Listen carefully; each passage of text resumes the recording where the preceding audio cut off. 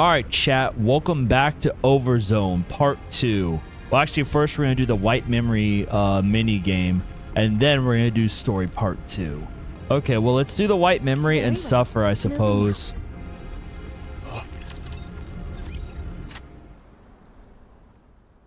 Snow White pulls out her weapon. She recalls the time Dorothy came to see her. We need food, we need to get the electricity back on, and we also need drinking water. We need to repair the equipment that's been damaged, and we need more ammunition. There isn't any more food, and we've lost all contact with the Ark. The waves of raptures are endless. I've lost several of my squad mates, and those that remain are mentally broken. The situation's hopeless. Leaving the guard post when things are so dire may not seem ideal, but I have to go. I need to secure us more supplies. Dorothy, the leader, would have wanted that. Click, click. Snow White finishes cleaning all her weapons, outfits herself, and stands.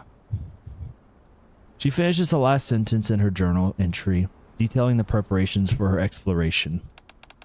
Off we go. She sets off into the great unknown.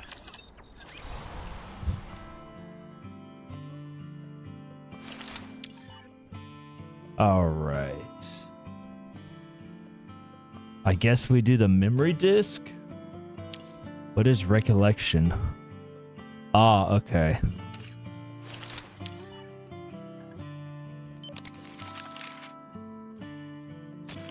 So start with the forest. Snow White approaches the forest. Despite the seemingly endless, internecine conflict between man and rapture, the forest remains a bastion of life. As Snow White gazes upon the forest rustle, a deer suddenly leaps into view. Shoot with anti-ship rifle or ordinary rifle? I feel like if I shoot it with the anti-ship rifle, there will be nothing to eat. We'll shoot with the ordinary one. Tendrils of flame belch out of the rifle's muzzle, and the deer is blown apart in a burst of arterial spray. It's only then that Snow White realizes how fragile a deer is. So the other one would have just, like, annihilated it off the face of this earth. Having newly discovered the fragility of ungulates, I don't even know what the fuck that word means. Snow White decides to walk around the woods and find alternative hunting tools. We'll turn right. On the right, the ground is covered with mushrooms that have brilliant red patterns. Snow White begins to pick the mushrooms. She wonders if she should do a taste test for bringing them to her colleagues. Yeah, let's taste them. Snow White feels somewhat hesitant about sharing food with others she hasn't been tested. She puts a mushroom in her mouth. Suddenly, a white fog envelops her. A female figure can be made out amongst the fog. It is someone whose face she has longed to see for some time. Snow White, someone calls out. Snow White opens her eyes. The white fog has dissipated. After making sure she hasn't sustained any injuries, Snow White realizes something. The mushroom she ate made her hallucinate. Snow White contemplates if she should eat the mushroom again, although she can't explain why exactly. She wants to see that woman in her hallucination again. After hesitating for a while, Snow White decides to... Chat, should we eat the mushroom? Should we trip a little as a treat? Yeah, fuck it, we'll eat the mushroom, why not? After ingesting some more of the mushroom, Snow White sees two flowers amidst the fog. One is white and the other is red. Which one should she follow? Red flower, white flower. Red flower achieves ending meaningless hallucinations. Sure. Oh, cannot select now. Oh, I have to achieve that ending to unlock the red flower. Okay. White flower then, I guess. Snow White heads towards a white flower and sees a white figure. The faceless figure asks, "Can you see me?" No. Thud crash. Snow White stumbles over a tree stump and tumbles to the ground. After waking up from her hallucination, Snow White still wants to see that face that may or may not be a figment of her imagination. So she eats some mushrooms again. Oh no, we got her addicted to mushrooms. Oh, chat, we got Snow White addicted to mushrooms. No matter how many mushrooms Snow White ingests, the face she longs to see remains forever indistinct. Snow White spends the entire day lost in meaningless reveries.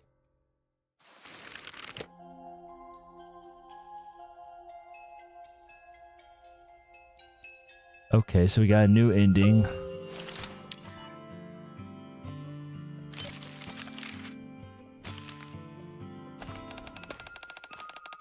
All right. Let's shoot it with the anti-ship rifle this time. As the flame dies down, the deer is nowhere to be found. The shot also attracts raptures, and Snow White is forced into a confrontation. So not only did we like annihilate the deer with the anti-ship rifle, we are now being attacked by raptures. Okay. Sounds of the battle only attract more raptures. It takes everything for Snow White to subdue the threat. In the end, she goes back to the post empty-handed. Okay.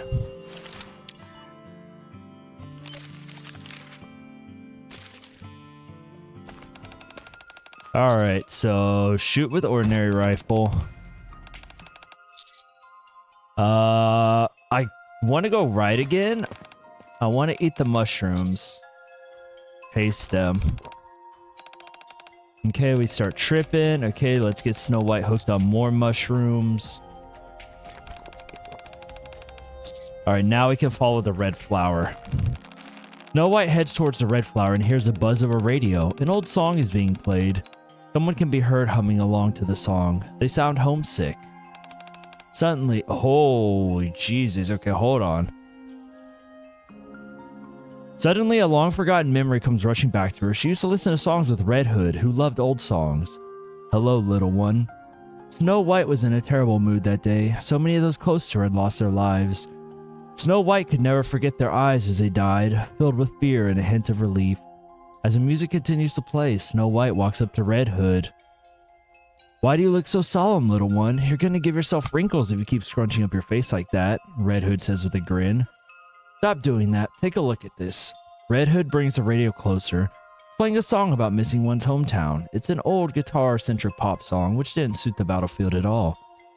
This song is nice, right? And this is what music is all about. Red Hood attempts to coax Snow White. Want to try singing it? Did Snow White sing with her back then? She can't remember. That's more like it, you dork. You act like an old geezer. Really? Red Hood's laughter and the music are the only sounds that linger in Snow White's ear. This mini event's the heaviest lore-wise. Okay, I will write down notes. I will not actually write down notes. I'll do my best to remember, though. Thud, crash. Snow White trips over a tree stump. She wakes up from her hallucination and sees a tent, a broken radio, and a cassette tape near the tree stump that she tripped over. Snow White keeps a cassette tape and begins humming the song she heard in her hallucination. Oh, the hometown I long for, the friends I miss. Even if the sky above us is forever gray, we'll return to our hometown someday. Nice. Okay, we got another one. Oh, I gotta sneeze. Ooh, buddy, that was a big one. Okay, what if I hit stand guard? What does this do? Reward attempts will reduce rewards to be attained on a standing guard for the first time. Okay, whatever. I'm not gonna worry about that. Alright, deer, ordinary rifle. Turn right. Let's not eat the mushrooms this time. Snow White feels the mushrooms are bad news, so she puts them down and heads out of the forest. Having discovered the... Okay, so let's go straight this time. Although I guess I haven't done all of these. Okay, hold on. Let's see. Paste them. Not eat the mushrooms. No matter how badly she wants to see that woman, falling into hallucination is a risky proposition. She puts the mushrooms down and heads out of the forest. Okay, cool. I think we've done everything on that one pretty much. So I guess let's go left this time.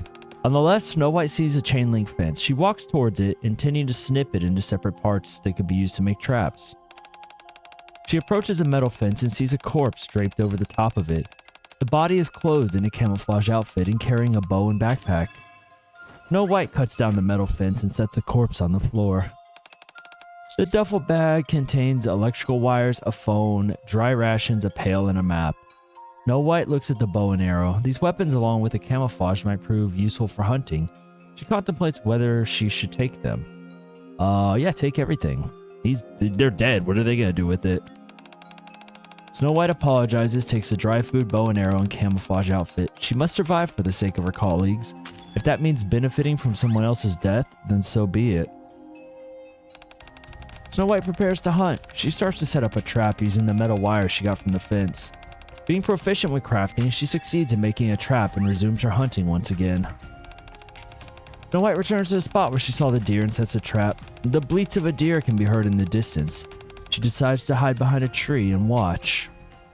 To conceal herself, Snow White wears a camouflage outfit. The deer is fooled by Snow White's camouflage and comes closer. The moment its foot's planted by the trap, Snow White shoots it with an arrow. Snow White she's so proud of herself. Snow White captures a deer. Looking forward to the delicious dinner she'll be having that night, she returns to the post in good spirits.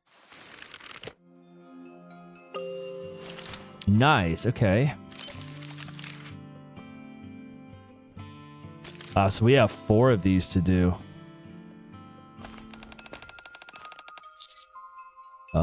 Ordinary rifle. Let's go straight ahead this time.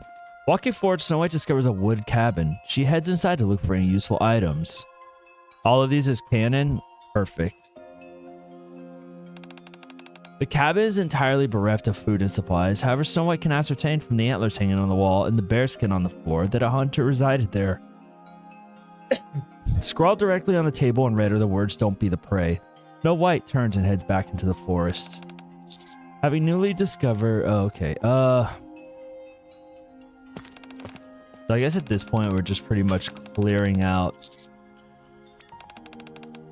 the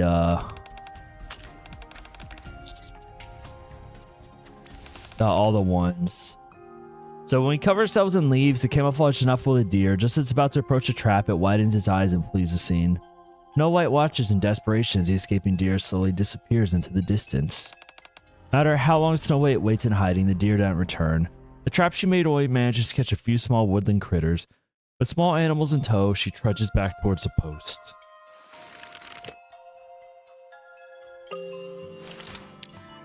Okay. 89%. Okay, we're almost done with this one.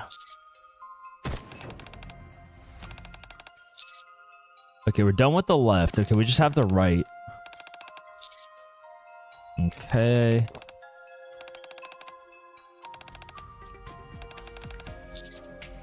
Eat the mushroom. The white flower. Oh, we haven't achieved the ending to bid you farewell. Okay.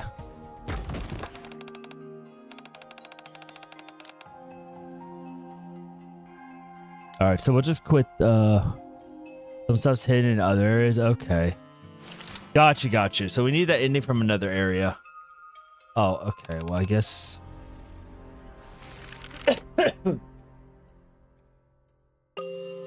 Alright, so I guess let's start the next area, the riverbank. Scarlet appears before Snow White, who's on her way to explore the riverbank. Dost thou intend on rusticating by the riverside? Prithee, allow me company you. Snow White nods. Scarlet's excited about getting to see some fish, which she hadn't seen in a while. Do you know how to fish? Answer yes. Snow White answers yes, so Scarlet tells her to try making a fishing rod. Given thou doth intend on fabricating a fishing rod, I shall search for a suitable piece of wood. Scarlet begins looking for wood nearby and asks Snow White how long the tree branch should be cut. Tell her to cut it longer. Scarlet brings over a branch with a perfect length. Snow White's very satisfied. To make the fishing rod, she takes out the metal wire she has with her. Snow White's good with her hands, and she manages to make a fishing rod using the metal wire in the tree branch. The two head to the river to begin fishing. Snow White passes the fishing rod to Scarlet. Scarlet's surprised as Snow White handed the rod to her. She lowers the rod into the water. She proclaims Snow White won't regret entrusting her with it.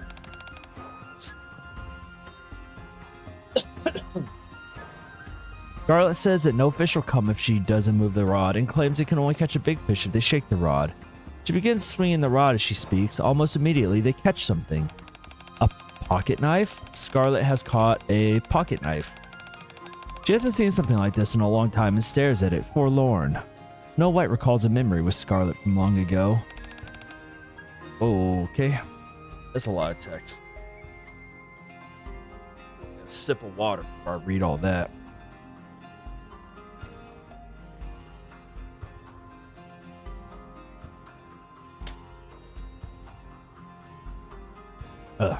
That day they were starving. Though they had succeeded in their mission, additional supplies were taking a long time to arrive as they were in a secluded place difficult for humans to reach.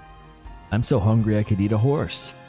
To a food lover like Snow White, enduring hunger is the worst form of torture imaginable. Suddenly, Scarlet tosses a pocket knife at the birds flying by. Scarlet takes a fallen bird and passes it to Snow White. Prithee thou not be lost in melancholy, grill this. The bird was tiny, but Snow White isn't concerned about whether it would be filling or not. Rather, she is shocked that Scarlet is willing to kill something merely because she's hungry. Snow White mutters, "This is so cruel," which causes Scarlet to laugh. So killing a tiny bird is cruel, but killing a bigger bird is perfectly okay? It's not like that. Do not allow thyself to be vexed thusly about death. All lives have to end. Scarlet's nonchalant prompts Snow White to ask another question. How about us? Will we die as well? Scarlet chuckles. Flowers are fleetly fading. All things eventually come to an end. Scarlet stared at her katana. This is the lesson she gave me when she became my blade. Flowers are fleetly fading, Snow White utters, startling Scarlet. Thy memory of this still rings true. Snow White nods, sending a smile across Scarlet's face. Precisely. Nothing lasts forever, and we are no exception. With that, Scarlet hovers a rod over the river again. Behind her, Snow White stares at her quietly.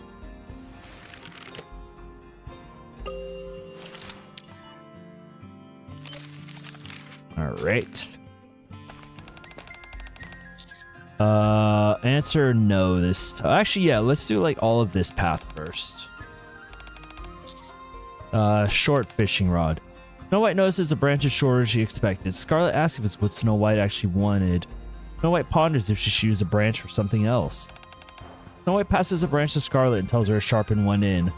Dost thou intend on fashioning a fishing spear? After a while, they end up with a decent fishing spear. Swish splash, the spear embeds itself in the bottom of the river. Alas, another miss. Snow White and Scarlet continue throwing their self-made spear with all their might. But every throw ends up with it either stuck in the riverbed from excess force or moving erratically due to poor aim. Perhaps we should entertain the notion of returning to a fishing rod. As Snow White listens to Scarlet, she stares at the fish in the river. It swims away slowly, as if mocking them. She manages to catch a huge fish with her bare hands. Look, she's got like the drool on her mouth. The fish Snow White is holding tries to writhe free from her grip. I had no idea thou art capable of such feats. I figured I'd give it a shot, and it worked. Despite expending so much energy earlier, the thought of having a good meal later that night gives them both a second wind, and they begin catching fish with their bare hands. Snow White fills the pail with fish and returns to the post full of delight, discreetly wiping the drool forming on the edges of her mouth. Snow's primary personality trait's hunger. I see that. I mean, I guess they did technically say that in the other one. Okay, wait, this one's not done yet? I thought we did this one already. Oh, wait, what? Hold up. Scarlet's unable to make a fishing rod due to her poor crafting skills. Feeling embarrassed, Scarlet... Oh, that's because I clicked no. Scarlet says she'll try to fish with her sword. Scarlet stands by the river with her sword and lightly swings it at the fish lethargically swimming by. Swoosh. Whoops, the fish is cut in two and floats to the surface of the water. I doth believe there is a validity to this idea yet. I shall swing it properly this time. Scarlet adjusts her stance as she stands at the riverbank. Snow White's filled with a renewed sense of hope that they'll actually catch a bevy of fish, and her eyes sparkle. However, as Scarlet swings her sword full force, the river's dyed a dreadful red as all the fish are sliced and diced. Both Scarlet and Snow White stare at the massacre silently and return to the post without a word. All right. So I clicked on no. So let's see. I'll answer no. Snow White answers no, so Scarlet says she'll personally make a fishing rod for Snow White. We shall require wood if we were to fashion a fishing rod. I'll look for some. Snow White looks around and fires her rifle at a tree that looks to be the right size. A tree sways a few times before collapsing on a pile of nearby rocks. I only require but a few branches. Oh, whoops. The sight of Snow White obliterating the tree makes Scarlet feel slightly uneasy, but she feels somewhat reassured upon seeing how embarrassed Snow White seems for her slip-up. Scarlet runs over to fetch some branches from the fallen tree. However, Scarlet's unable to make a fishing rod due to her poor crafting skills. Feeling embarrassed, Scarlet says she'll search the pile of rocks. Perchance there are canned goods buried under these rocks. Hast thou considered this? Snow White nods and begins rummaging through a rock pile. After they move away from rocks, some supplies hidden under the pile are gradually revealed. Scarlet and Snow White exchange glances. Their hunch was right. Filled with a renewed sense of vigor, they begin lifting up more rocks. Just then, Snow White feels something. It's a parasol. While looking at it, a memory of Dorothy resurfaces. Back when humans lived on the surfaces, not in the Ark, Dorothy loved using the parasol that had been given to them as a gift. Supplies were plentiful then. Nikkes don't get tanned even if they're exposed to the sun. So Snow White was curious as to why Dorothy was using the parasol. Why do you use that thing anyway? It's not like we need it. With a smile, Dorothy answered, if I use this place won't feel as much like a battlefield. Instead, it'll feel like warm and sunny Eden. Eden? How should I put it? It makes me feel important. When the Ark is built, we'll all be sheltered safely under the same parasol. Snow White couldn't make head or tail of what Dorothy was saying. Will the Ark really become our Eden? When peace is restored, will the humans want us to stay under the same parasol as them? Of course. As Snow White stared at Dorothy, her expression was full of such hope for the future that she couldn't bring herself to refute her in any way. Oh, a parasol. Dorothy will be most smitten by this. Scarlet proclaims as she approaches Snow White. Snow White nods quietly. Both of them feel like this will be the perfect gift for Dorothy, who's doing her best to be a fine leader. They bring the parasol back to the post. Alright, so we've done all of the no, so we just have to do... Answer yes. Tell her to cut it longer. Rummage through her pockets. Snow White doesn't find anything she can use to make a fishing rod. She gives it some further thought and decides she can use the branch to make something else. Snow White passes the branch. Okay, we're on the fishing spear again.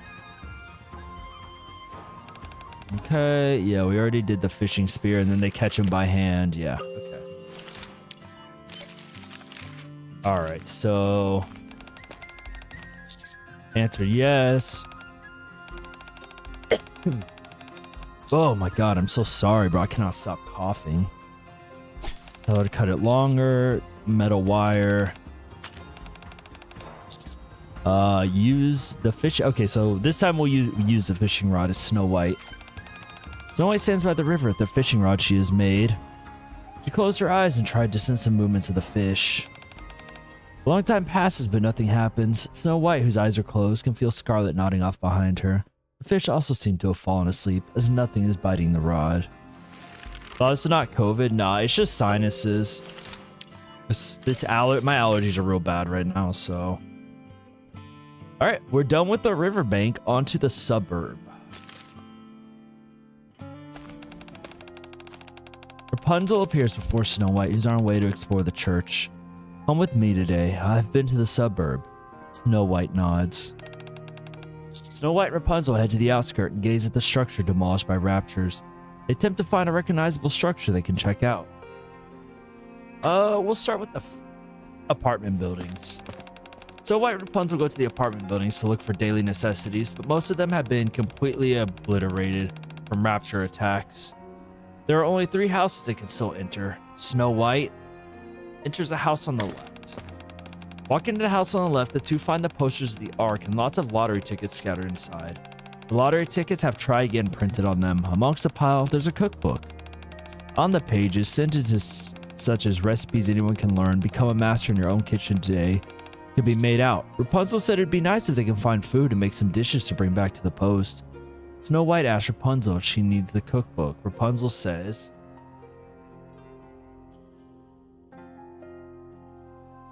Rapunzel says hydrate. So I was drinking. Rapunzel says she needs it. There's no harm in having a cookbook, Rapunzel says. Snow White agrees with her. Knowing they won't be able to find anything else in the house, they decide to check out the other houses. Snow White and Rapunzel go to the apartment buildings to look for necessities. Okay, we'll go into the house on the left again.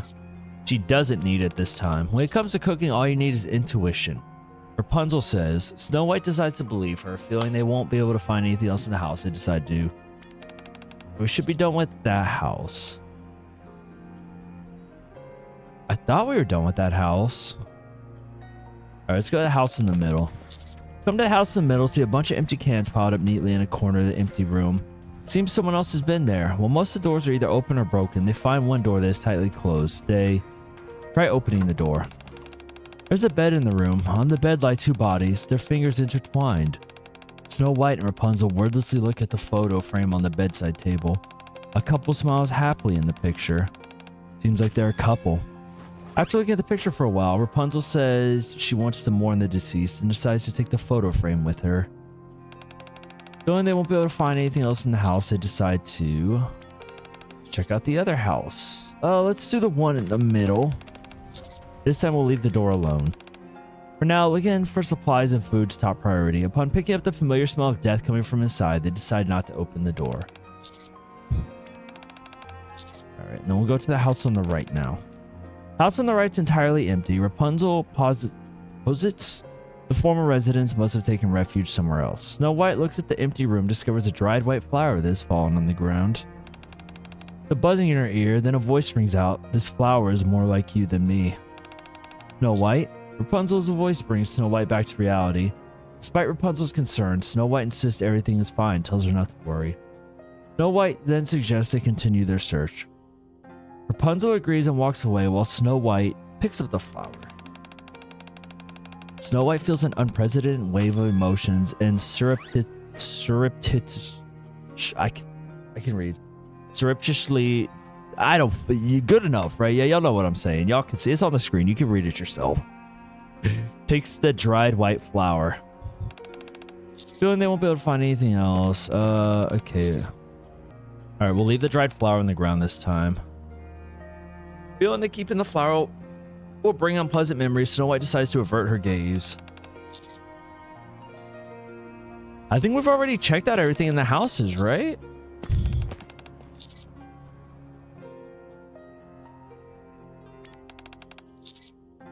Yeah, okay. Check out the factory. Believing there might not be many supplies or food available at the apartments, they instead decide to check out the factory. Factory seems to be a former refuge for the humans. Although some parts of the building have collapsed, there are some blankets and canned goods scattered around. Rapunzel and Snow White venture further into the factory. It's playing Epic 7 finished a new prequel story. It was sad, but also a foregone conclusion that they failed considering the opening.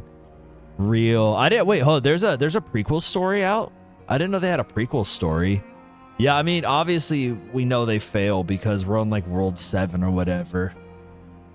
Ooh, I didn't know there's a prequel story. Just added on Thursday. I might have to play that when I have some free time. Oh, it's a new tutorial. Oh, wait, really? So someone started the game right now, they'd be put into that for the tutorial. Oh my god. The inside of the factory is littered with all manners of supplies, but the cans of food are either emptied or spoiled. Everything else is unsalvageable. Snow White and Rapunzel want to continue looking for things they can use, so they break open a locked door and walked in. Epic 7 benefit from voice dialogue real. Epic 7 and Honkai Impact, I would stream them if they were if they had Ian voice dialogue. I'm sorry. Like this right here is fine, like because this is the one time I actually have to read in this game. But if I had to read the entire story of this game, I don't know if I would stream it as much as I do. When they break the locked door open and walk in, they see canned goods and other supplies all placed in a neat pile. Although there aren't many of them, this must be a room that had been used as storage. Snow White and Rapunzel begin gathering up the canned goods in the midst of their scavenging. Snow White discovers a book under the couch. Take the book. Oh, the book under the couch is a dirty magazine. Ugh, what is this? Rapunzel walks over and stares at the magazine. Whoa, I thought this series ended already. Her eyes gleam as she speaks. Snow White suddenly remembers a previously forgotten memory of her, Rapunzel, and Red Hood. I forgot Rapunzel is like horny nurse lady.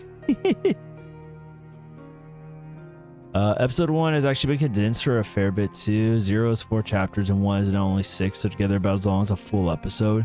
Interesting. Okay, I kind of like that. New story has JP voiceover for all dialogue, no English. We continue to suffer. Unfortunately, I don't know Japanese that well, and I don't think chat does either, so I would still have to read it to them. What are you showing, Snow White? Rapunzel covers Snow White's eyes. Not being particular about her reading material, Red Hood has just passed a dirty magazine to Snow White.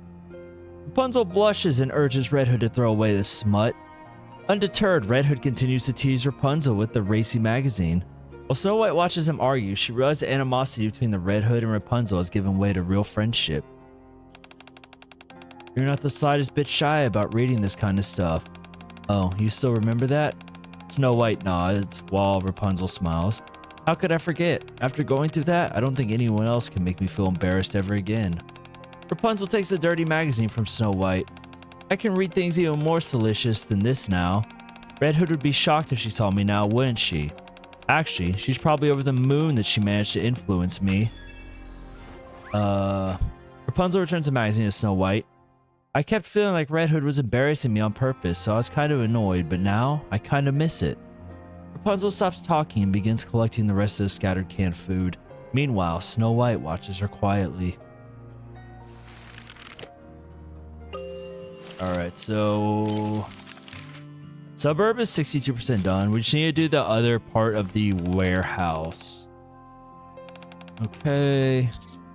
Or the factory.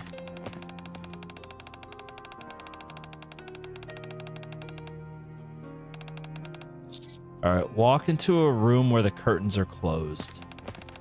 What is this? There are matches, extinguished candles, pictures of people hanging in the room. A line is written on the wall, may you rest in peace. This must be a place where they mourn the dead. The two look around for a while and take out the photo frame they got and begin praying. Rapunzel places a photo frame they got from the apartment building among the pictures on the floor and lights a candle with the match. Once all the candles in the room are lit, Rapunzel kneels down quietly. Without a word, Snow White stands back and watches. Stay with Rapunzel.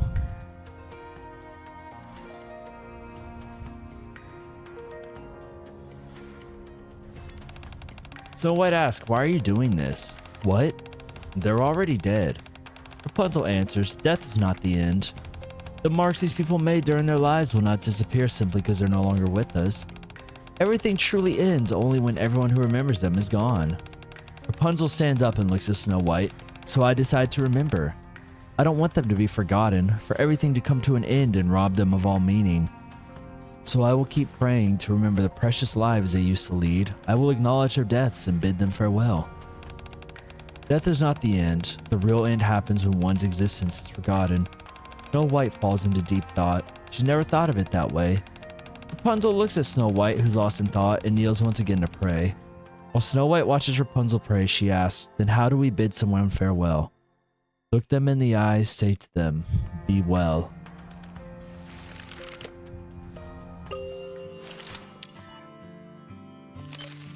I think that was the ending I needed to finish out the forest, if I'm not mistaken. Okay. Check out the factory. Go into the locked door. Leave the book alone. The two are elated as they didn't expect to find such a major haul.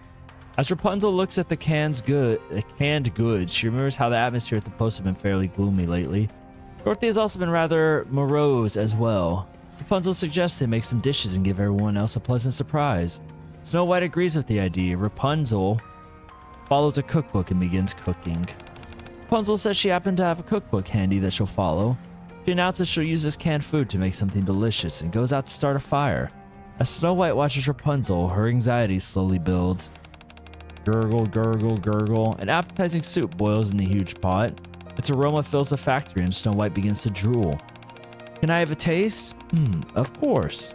Rapunzel confidently ladles some soup into a small can and passes it to Snow White.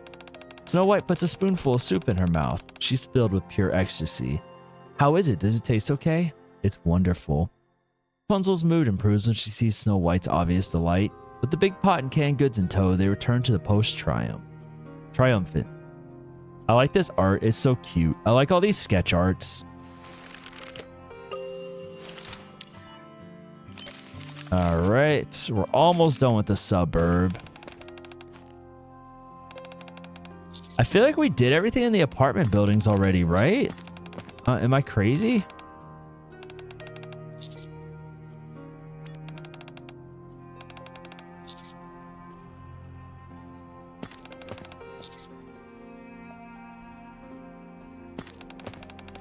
It would change completed? Yeah, that's what I'm looking at.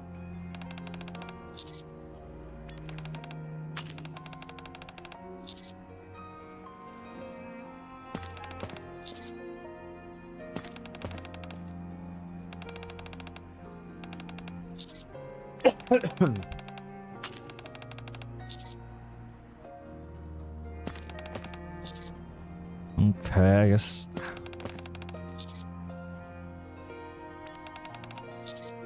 Yeah, we already did all of them. I don't know why it doesn't say completed. I guess because there's no ending in there. All right, so you walk into a room where the curtains are closed. Leave after more. Hold up. Take out the photo frame. Wait, no, we already did this one. Leave after morning for a short while. Rapunzel and Snow White light the candles with the matches they found on the floor and pray for a while. They then walk out of the room and open the locked door. Okay, we will leave the book alone. We will cook based on intuition. Rapunzel steps forward confidently, claiming she has always loved cooking, even as a human. As Snow White watches Rapunzel, she feels a little anxious.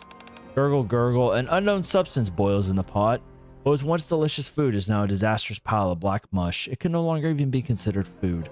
What in the world did you put in there? I just made it the way I did before. Snow White's speechless. She snatches the final can of food before Rapunzel can destroy that as well and returns to the post. I think we can now finish up the forest. I think we got the thing we need for that.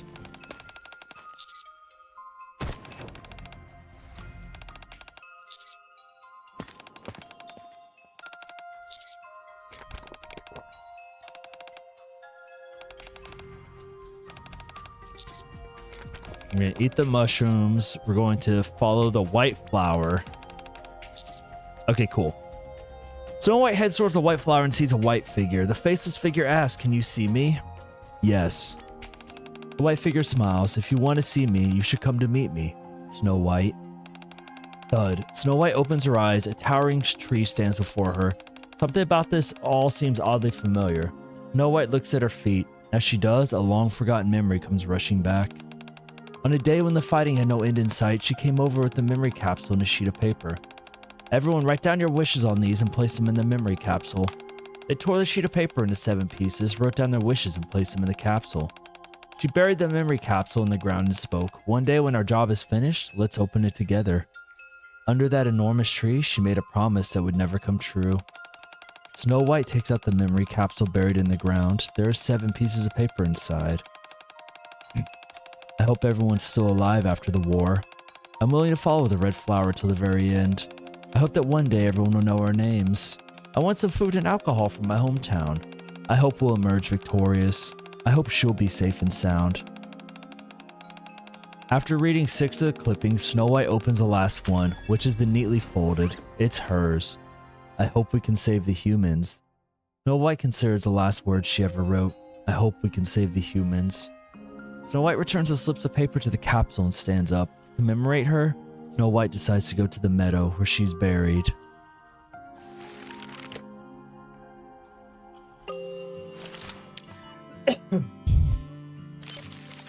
Alright, so we probably have to do the meadow, and then we can get the last ending to do the suburb. Snow White walks towards the field. The sun rays cascade across a peaceful meadow. At the far end, there's a stone coffin, encircled by towering trees. It is there that she slumbers. Snow White gazes from afar, half in a daze. Walk forward. Snow White holds the memory capsule. Though Snow White isn't confident about maintaining her composure whilst facing her, she musters the courage to step forward. There's a buzzing sound, then a voice rings out. You're Snow White, aren't you? Hello, I'm Remain stationary. Snow White remains where she is. She doesn't have the courage to move forward and meet her. I'm not ready. I don't deserve to see her. I haven't achieved anything at all. I can't remember her face or her name. How can I possibly face her? Not yet. It's not time. I can't face her yet. Snow White fails to take another step. After taking that one step towards her, Snow White stops.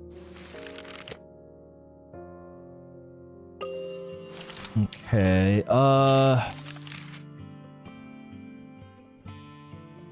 do we have... Is that the ending we needed to get the last part in here?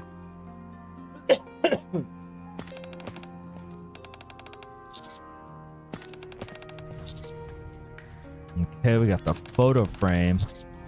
Okay, here we go. We had to get the step she failed to take, which is what we just got. Leave Rapunzel alone and explore another location. Snow White leaves Rapunzel behind and begins exploring the factory again. She smells the familiar scent of flowers. Snow White follows the scent and finds a door towards the back. Snow White opens the door. Snow White takes out the dried white flowers she got from the apartments and opens the door. As the door opens, a sea of white flowers greets Snow White. She knows the name of these flowers. They remind Snow White of her. Memories of her come rushing back. Memories Snow White has been wanting to forget. She was always fond of her. Being together with her was always a happy experience. Snow White was never happier than when they had chatted in a prairie full of flowers just like these. This flower has the same name as you. Yes, that's where I got my name. Snow White loved that flower ever since. But now, it seems like this flower is more like you than me. No, this flower still resembles her. The purest, strongest, and loveliest Snow White, Lily Weiss. Snow White runs towards the field of Lily Weiss before her. After staring at the flowers for a while as if in a daze, she sits down and caresses them. Can I go and see you, please? The sky turns red. Snow White continues to cradle the Lily Weiss in her arms, even when Rapunzel comes looking for her after praying.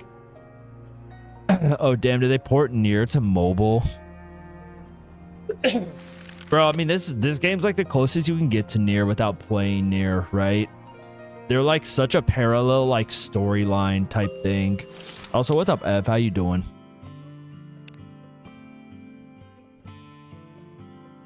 Okay, we almost have them all done. So now we just have to do the meadow. We should have all the endings unlocked for the meadow. Okay, so we're going to walk forward. Okay, now we can actually walk forward since we have the flower. Doing dog, full of mediocre sandwich. Why would you not fill yourself with top-notch sandwich? You only deserve the best sandwiches. Walk forward. Snow White looks at the Lily Weiss flower. It was Lily Weiss' favorite. I have to go. At long last, Snow White makes that step she had failed to take before. Leave with the flower. A coffin lies on the vast meadow, surrounded by soaring trees. Lily Weiss, the first Nikke, the leader of the goddess squad. Snow White's hero who was stronger and more beautiful than anyone else. After a long journey, Snow White finally arrives before the slumbering Lily Weiss. Bunches of flowers adorn her grave. A grief-stricken Snow White salutes. Hello. Lily Weiss, my hero. Never did I feel I was in danger so long as you were there on the battlefield with me. Never once did I retreat from anything. My honor was your honor, and your happiness was mine. So, I didn't want to accept the fact you won't be joining me on my future journey. I didn't want to accept the fact that I won't be able to see you laugh once again. But it's time to say farewell. You gave me a mission. That mission alone proves you once existed in this world. It'll be the reason this world remembers you and your great achievements. So please, my sister, my colleague, my soulmate, my hero, be well. Snow White places the Lily Weiss flowers on Lily Weiss' coffin. Finally, she bids her farewell. Damn, that was Snow White's soulmate? Damn, that's sad. Kinda homophobic of the Raptures to kill her like low key. I knew I didn't like those fuckers for a reason. Besides the fact that they're trying to like wipe out humanity. That's also not good. But you know, they're homophobic too. I mean, you already got everything going against you. Also, they sell lime tinged mayo. I have seen that. I have seen that at the store. And they were roommates. Yeah, right? Damn. The game's so sad, bro. What the fuck? Alright. Do I have the other ones?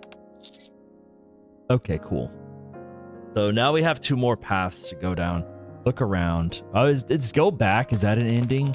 She still don't have the courage to walk forward. Snow White goes back in hopes of finding something that will give her courage. I don't know if that counts as an ending. Yeah, it does. Okay. Look around. Snow White decides to check the surroundings. She slowly realizes she has never given this place a proper once-over. As she started to move in the direction where she can see the arc playing, Snow White accidentally kicks something. She looks down and finds a dog tag. Yet another memory that had remained buried for so long resurfaces. Snow White remembers that person she previously forgotten. He said he was a mercenary, but he didn't seem like the military type. He was the man who became our leader, who claimed he would suppress the raptures. Commander. When did it begin? His bluntness and impertinence gave way to tenderness, and he began treating us like humans. I hope you don't get hurt again. Lily Weiss kissed his dog tag. He gazed at her then, the affection evident in his eyes at that moment. Snow White realized something. She was the one who changed him. Snow White picks up the dog tag beside her feet. His name is carved on it. Why is this here? Snow White can't bring herself to leave it here, so she decides to bring it to Lily Weiss. Snow White remembers how she loved him just as much as he loved her. Alright, we should have one more on there. Look for Lily Weiss' coffin. Walking out of the post, Snow White says goodbye to everyone, sets off on a long journey. Snow White decides to go to Lily Weiss' coffin, which she has not visited in a long time. There is something she must tell Lily Weiss before she leaves. With a heavy heart, Snow White comes to Lily Weiss' coffin. She takes one step and then another. Thud. Snow White accidentally kicked something. There's a familiar looking piece of rock on the ground. It's the sharp corner of the coffin. Snow White lifts her head and looks at Lily Weiss. Her head is gone. In the shattered coffin, only her body remains. The white Lily Weiss flower has black scuff marks from being trampled on desperately. Snow White searches her surroundings. It's gone. Why?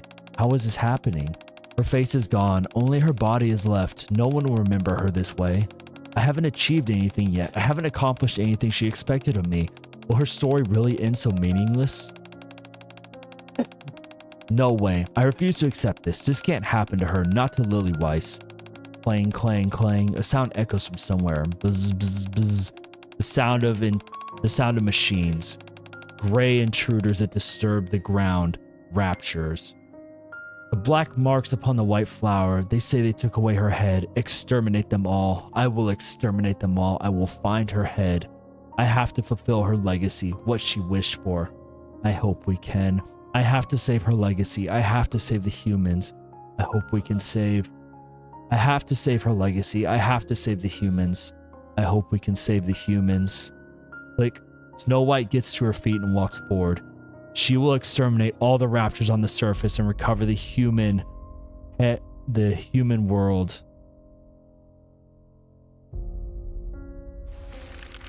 Damn. So that should be, that's 100 on all those. What's a stand guard do? I guess stand guard's like one more story. Okay, Snow White feels conditions not ideal, so she calls off today's expedition, returns to her post. Okay, that doesn't actually do anything for this. Oh, damn.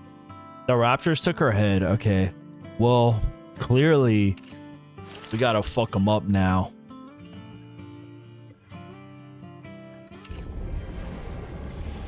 All right, so that was White Memory. Man, that was good. I really like the sketch art they did. and the multiple ending thing, I didn't mind reading it because it was actually pretty enjoyable.